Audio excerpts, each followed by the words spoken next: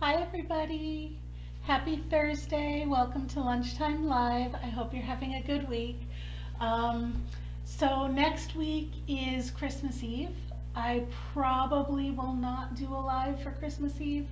Um, I don't know. Let me see what's going on. If I have stuff to share, I will pop on, but most likely I'm going to say no. I won't be doing a live on Christmas Eve. But it's not Christmas Eve yet, so let's get started with today's live. I don't know if you've seen yet, but the new Scrappy Stitchers Stash Bash pattern came out just this morning, and it is this hat. It's called the two-way toque. And the reason it's called that is because you can wear it two ways. You could wear it this way, or you can go ahead and turn it inside out, and it's not quite the same because you'll see the backs of the stitches here, right? But you can turn it inside out and notice that the ribbing is a different color. The ribbing matches on this side, like it matches the variegated, and on this side, it does not. So the other way you can wear it is you can fold up the brim. That way you have the right side of all the stitches, and you have the matchy-matchy. So you can do matching or you can do contrasting. Either way works. So that is the two-way toque. And the way you do this ribbing, this two-color reversible ribbing, is in a tutorial that I posted last night, yesterday evening. I posted these really close together. I posted the tutorial like late last night or yesterday evening, and then I posted the hat at 2 o'clock this morning when I finally finished the post. So I'm a little bit slap happy today, honestly. If you're watching, say hi so I know who's there. I see a couple of people are watching, but I'm not sure who they are, so hello. But okay, so this is the Scrappy Stitcher Stash Bash pattern, right? So I made it with stash yarn. I actually made it with the leftover yarn from these mitts. You may remember these reversible mitts that I made. These are knit, but I made them for my husband and decided to make him this hat to go along with it.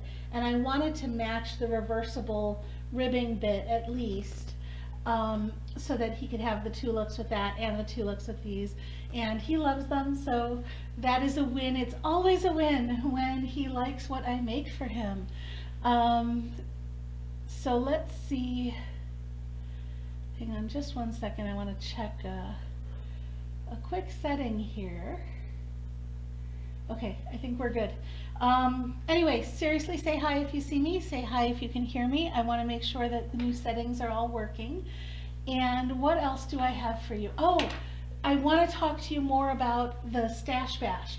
If you guys don't know about the Stash Bash, we've been doing this all year, and I'm finally nearly through all my stash. I mean, I'm down to like very little yarn left, except for the yarn I ordered for next year already. But anyway, the Stash Bash, aside from being a stash busting crochet along, has giveaways in every month.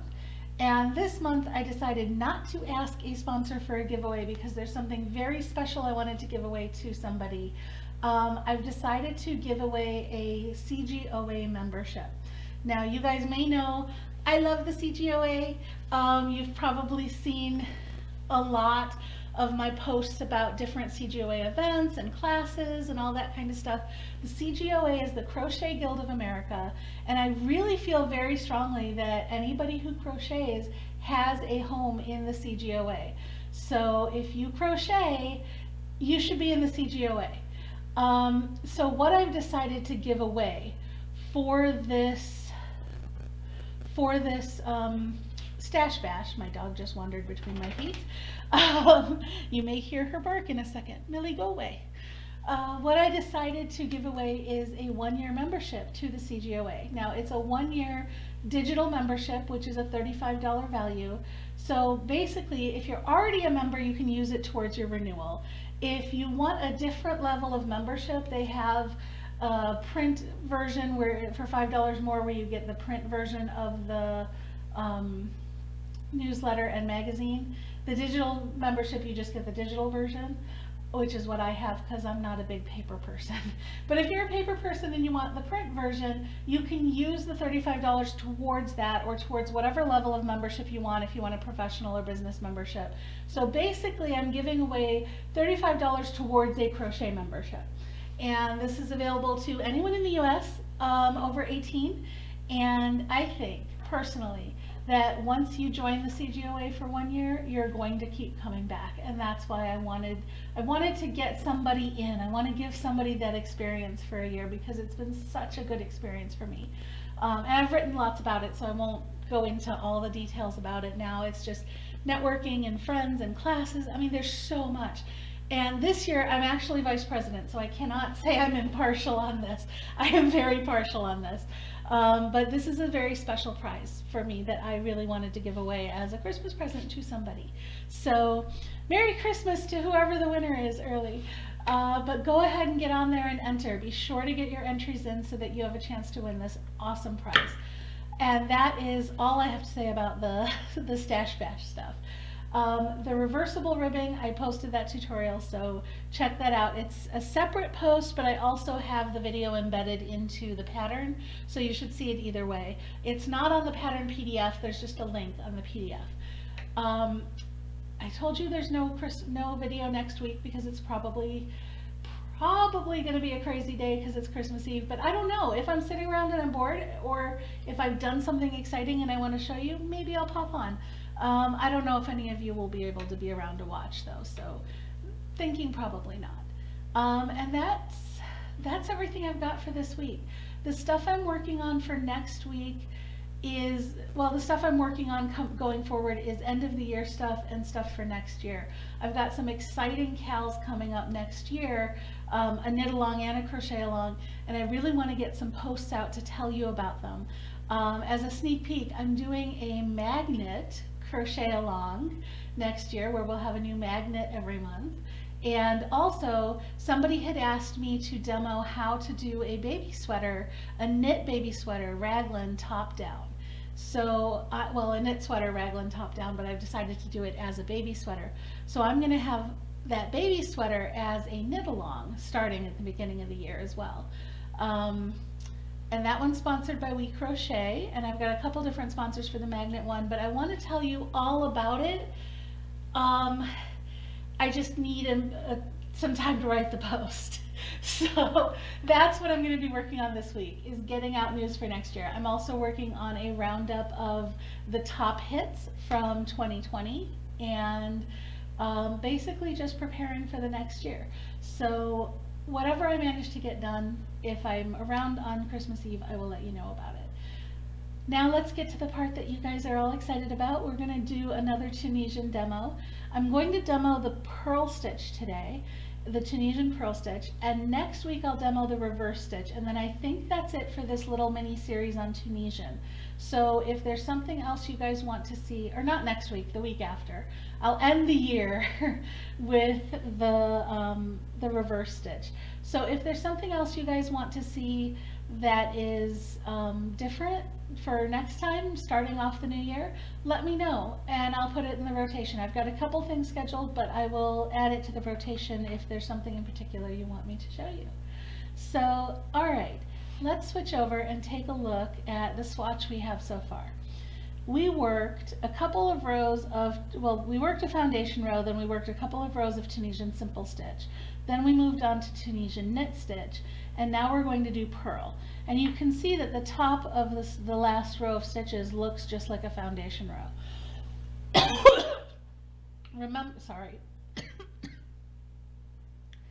Remember that in Tunisian, what we're doing with the different stitches actually affects the row below.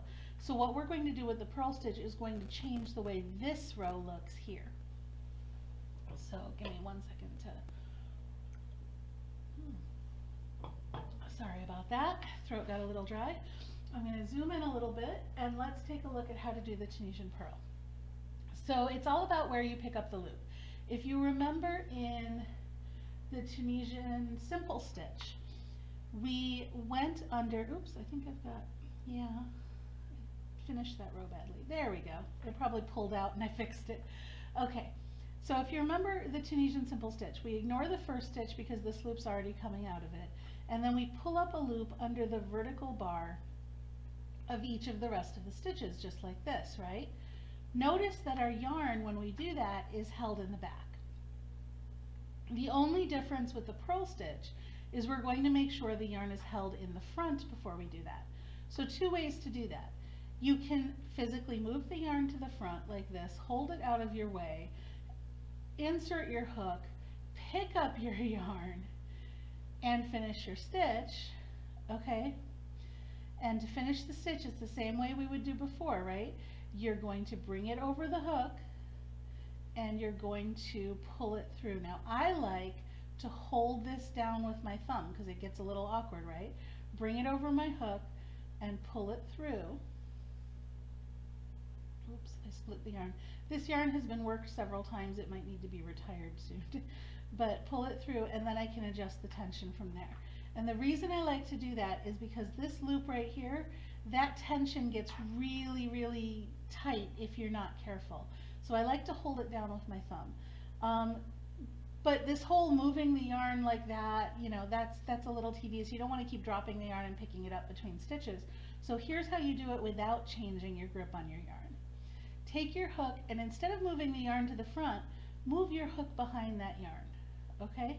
Go ahead and insert it into the stitch. Now, finagle it over so that, I don't know a better word, it's kind of like sweep it over so that the yarn is just sitting in front of the stitch. And now that's the same thing as if you had dropped the yarn here and inserted your hook, right? So now that we've got the yarn sitting in front of the stitch, we're going to hold it down with our thumb, do the yarn over, and pull that through, just that stitch, just like that, okay? And the yarn over is the same motion as a regular yarn over. It's just that the yarn's starting in front. So it's the same, wait a minute, am I doing the yarn over wrong? Hang on, hold it down. Oops, I think I'm showing you the yarn over wrong. Let me try that again. This is a stitch I don't do often, so sometimes it gets a little fiddly for me. Okay, hold it in front. Yes, the yarn over, I was showing you the yarn over wrong. You want to do the yarn over the same way, so ignore what I showed you before. You want to do the yarn over the same way you normally would do a yarn over. So it's not this. Maybe I was doing it right, I don't know, but it's not this. It is this. You're going to scoop that yarn up just like you normally would and pull it through, okay? That little bump there is your purl stitch. So let's do that again. Insert your hook, but you want the hook behind this yarn first, right?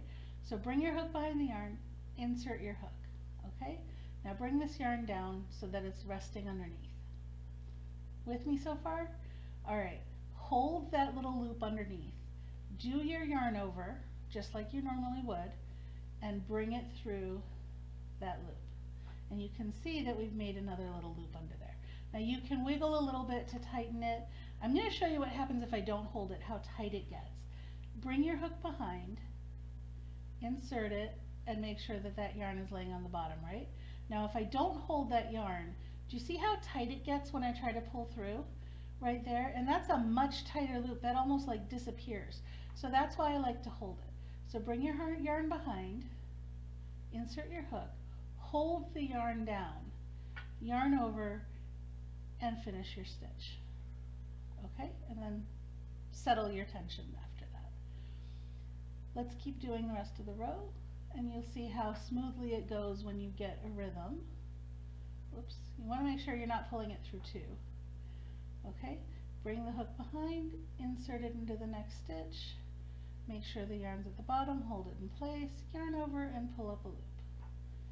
Okay, hook behind, hold it down, yarn over, don't split the yarn, and pull up a loop.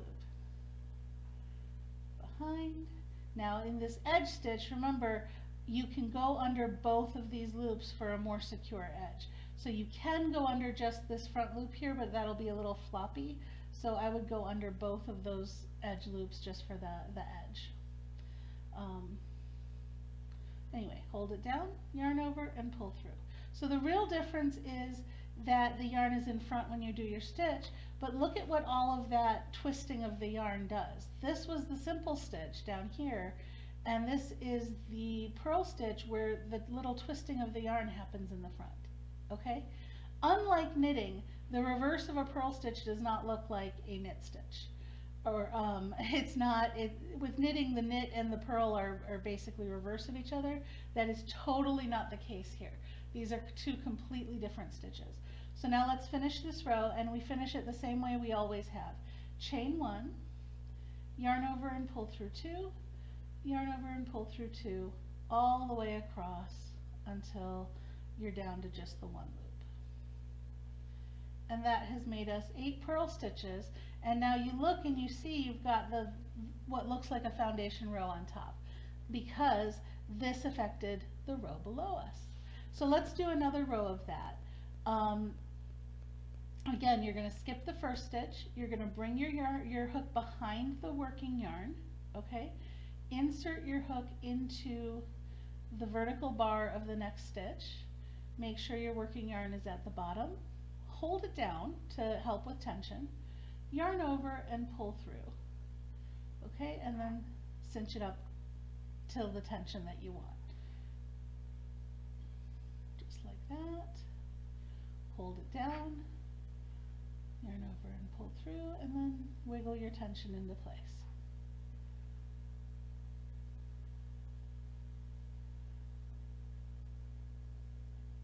I want to show you doing it smoothly, which is why I've stopped talking, because otherwise I keep stopping.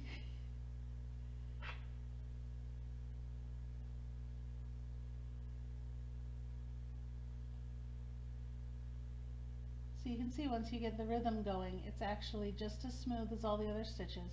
Now I've come to the end, and I'm going to pick up that extra little loop at the back just for a little added strength at the edge of the row. Oops, sorry. I've finished my stitches, getting ahead of myself. Now I'm going to yarn over, pull through 1, and then yarn over, pull through 2 to get back to the other side.